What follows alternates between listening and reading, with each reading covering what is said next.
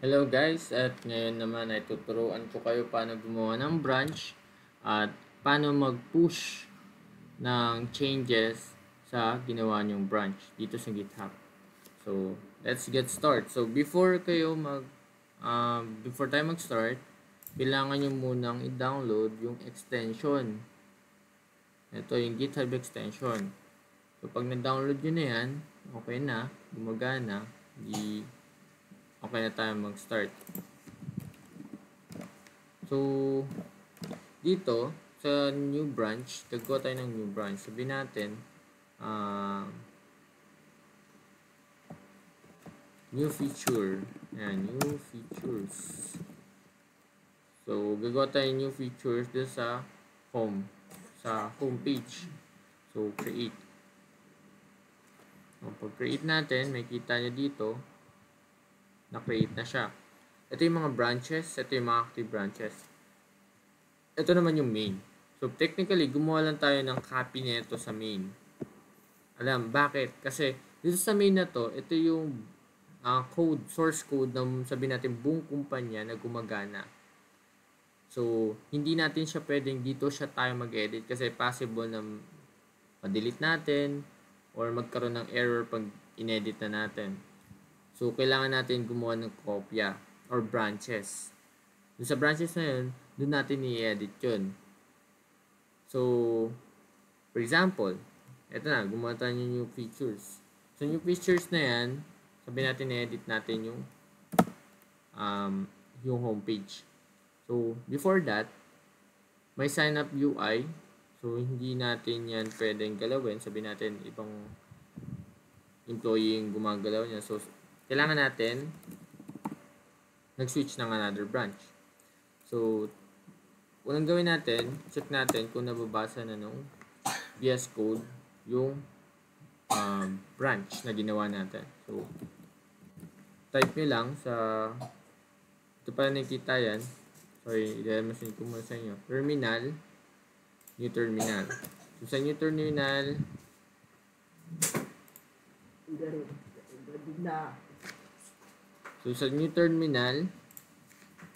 type nyo lang git branch. So, may kita nyo mga branches. So, sa mga branches, hindi mabasa yung new feature. So, normal lang yun kasi hindi pa natin siya pinefetch o kinukuha. So, git fetch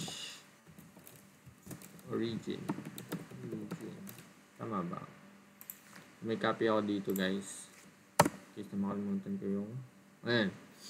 So, sa finetch natin siya, tinignan natin kung may bagong branches doon, nag-create natin. So, meron nga dito, yun, So, nababasa na siya, nakikita na siya.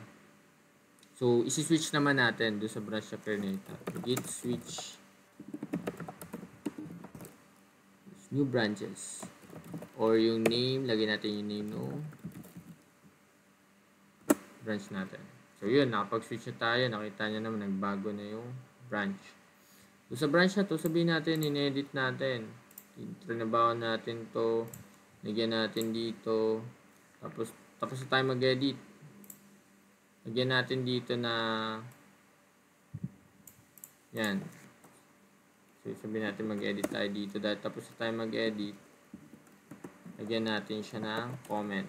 Don't touch this. And we add new feature for homepage /Carter. Yan. So, yan. Nag-create na tayo ng sabihin natin, nag-create na tayo ng another feature. Tapos na tayo mag-edit. So, ipupush natin siya doon sa branches natin ginawa natin sa GitHub. So, paano natin gagawin yon? So, una, gawin natin git. Ito pala. So, dito, git add that, then git commit. Iko-commit natin siya. Commit and then name name tuloy. Comment natin doon sa pinush natin branch. So, kailangan natin yun dahil hindi mo pwedeng lagay lang update. So, anong in-update mo? 'Di ba? May question mark. Ano yung in-update mo? So, kailangan natin lagay kung anong in-update natin. So, for example, I update new features for the homepage. Yan. 'Di ba? It's easy as that. So, yan. In-inserted na natin. Kaso, hindi pa natin napupush siya dun sa website ng GitHub. So, dito pa lang siya natin nako-commit. Dito sa VS Code. So, git push. Tapos name ng branch. New features. Tama ba? New features. Yan. Mali yung push. Push. Yan.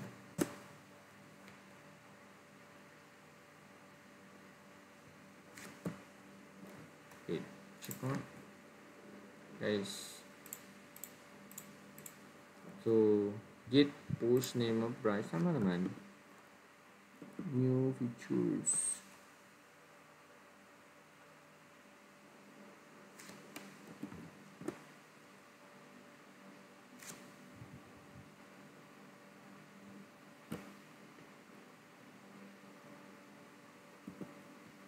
So, pag nagaganto, try natin yung ito, upstream.